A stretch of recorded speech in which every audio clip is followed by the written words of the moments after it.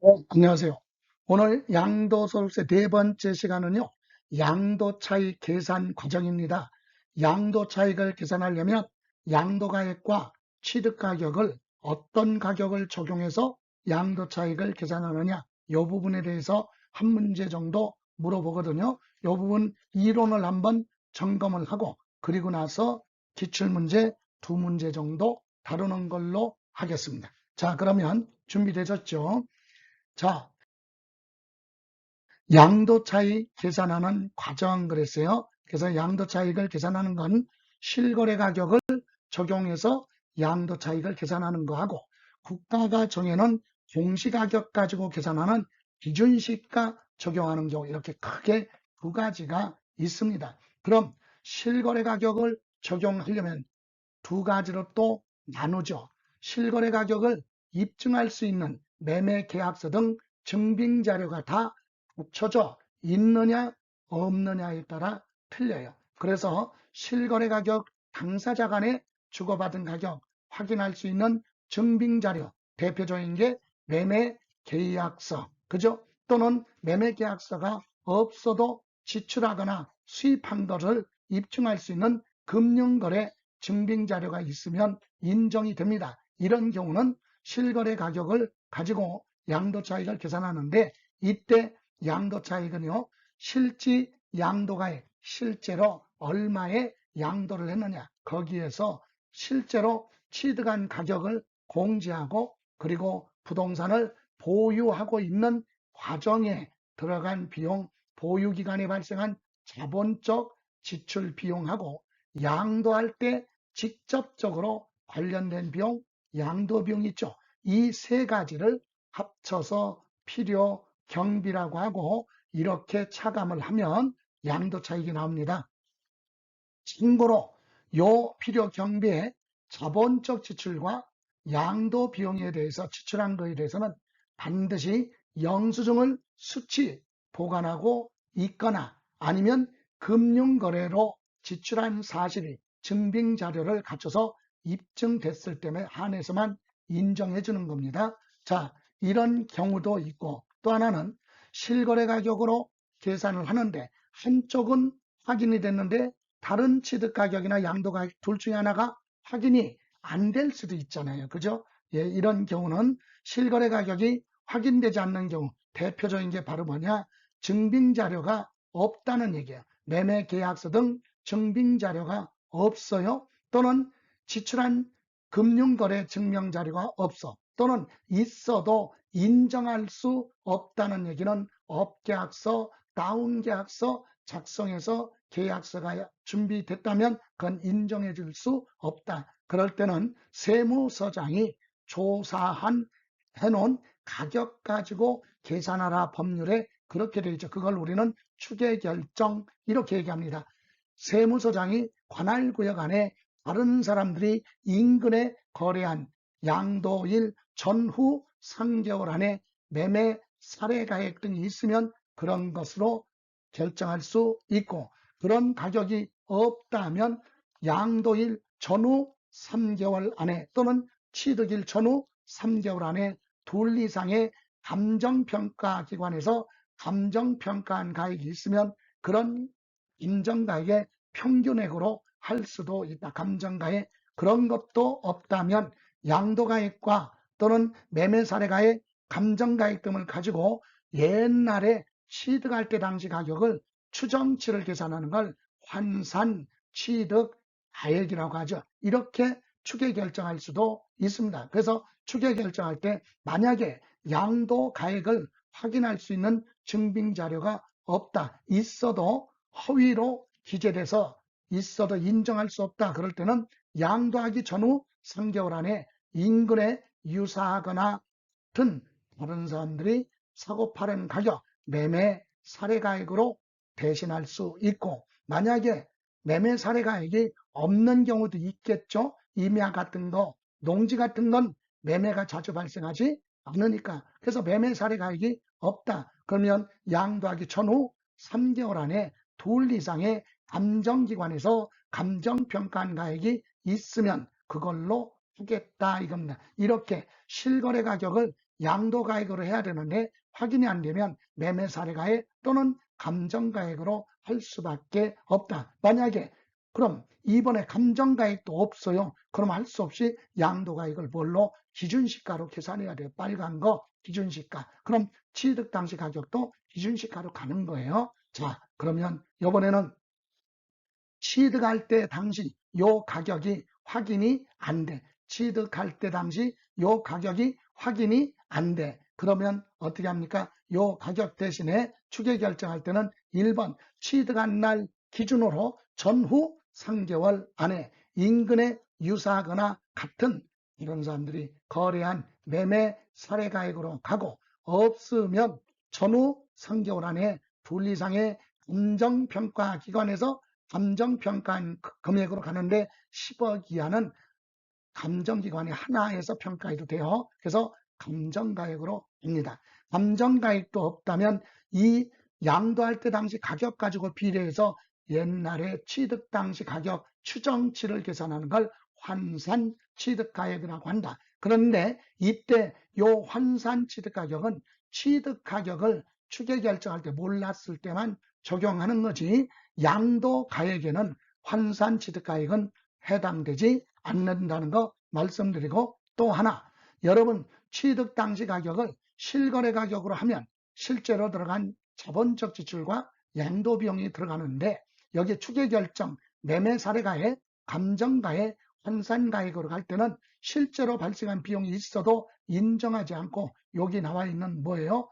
요거 필요경비 계산공제라고 그러죠. 요 필요경비 계산공제로 가는데, 요 필요경비 계산공제는 취득할 때 당시 그 부동산의 기준시가의 3%를 곱해서 비용으로 인정해 주겠다. 그것이 필요경비 계산공제인데, 만약에 미등기 양도다 그러면 0.3%만 비용으로 인정하겠다. 이렇게 해서 나온 것이 양도 차익이에요. 그러면 만약에 양도 앞에서도 얘기했듯이 실거래 가격 확인할 안 돼, 또는 허위로 기재돼서 인정할 수 없다 그러면 매매 사례가액으로, 없으면 감정가액, 그래도 없으면 기준시가죠. 그럼 양도 당시 가액을 뭘로?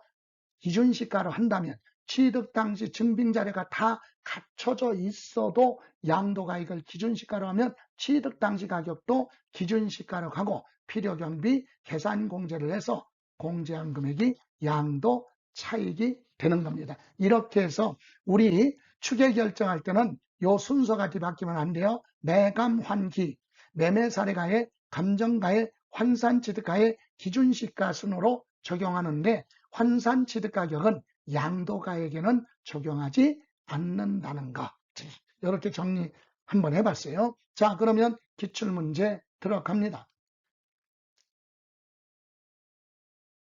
자, 소득세법상 거주자의 양도소득세가 과세되는 부동산의 양도가액 또는 취득할 때 취득가액을 추계조사를 하여, 추계조사라는 얘기는 뭐예요? 증빙자료가 없거나 있어도 인정할 수 없는 경우 세무서장이 조사해 놓은 가격, 조사해 놓은 거 추계조사하여 결정한다 그랬죠. 그래서 조사한 금액으로 양도소득 과세표준 및 세액을 결정, 계산하거나 경정하는 경우 설명이다. 틀린 것. 단, 매매 사례 가액과 감정 가액은 특수 관계인과 거래가 아니다 그랬죠. 특수 관계인, 친인척 간에 거래한 가격이 있으면 그런 거나 감정 가액은 그건 정상적인 가격으로 인정해 줄 수 없어요. 짜고 할 수도 있으니까. 그래서 그런 경우가 아니라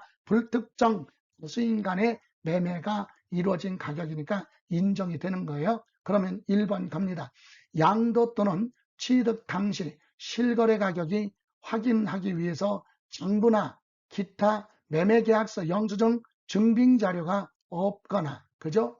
또는 중요한 부분이 미비, 누락이 됐어요. 그런 경우는 세무서장이 조사해 놓은 가격 가지고 계산하라 추계결정, 아니면 신고서가 들어온 걸 조사한 금액으로 뜯어 고쳐라 경정사유에 해당이 된다. 맞습니다.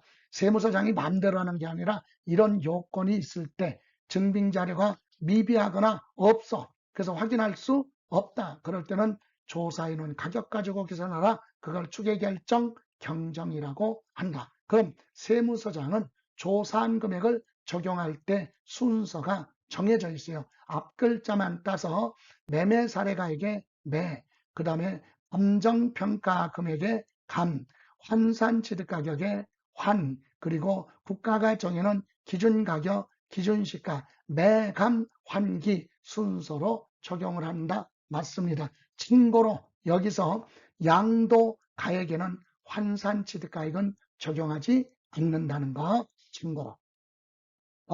그러면 3번 매매 사례가액은 양도 또는 취득하기 전후 각 3개월, 점 3개월 후 3개월 안에 그 자산과 동일하거나 같거나 아니면 유사한 재산으로서 다른 사람들이 매매한 가격이 있으면 그런 가격을 매매 사례가액이라고 한다. 맞아요. 이때 요 매매 사례가액이 위에 가로 안에 친인척 간에 거래를 한 건 이렇게 매매 사례가액으로 인정해 줄 수 없다 이 얘기입니다. 참고로 다음 2번 감정가액은 감정평가 기준일이 양도 또는 취득한 날 기준으로 전후 3개월 안에 둘 이상의 감정평가법인이 평가한 금액이 있으면 똑같을 수 없으니까 그 감정가액의 평균액으로 한다. 그것을 감정가액이라고 합니다. 맞아요. 참고로 10억 미만인 부동산에 대해서는 2개 이상의 감정평가법인이 아니라 하나의 감정평가법인이 평가한 금액으로도 됩니다. 참고로 다음 5번 환산 취득가액 있죠. 취득가격을 몰라서 옛날치 추정하는 거 이것은 양도가액을 추계하는 경우는 적용되지만 취득가액을 추계할 때는 적용되지 않는다. 바뀌었어요. 틀렸어. 환산 취득가액은 취득가격이죠. 그래서 취득가격을 추계할 때 몰랐을 때 적용되지만 양도가액을 몰랐을 때는 적용하지 않는다. 이렇게 해서 5번이 틀렸습니다.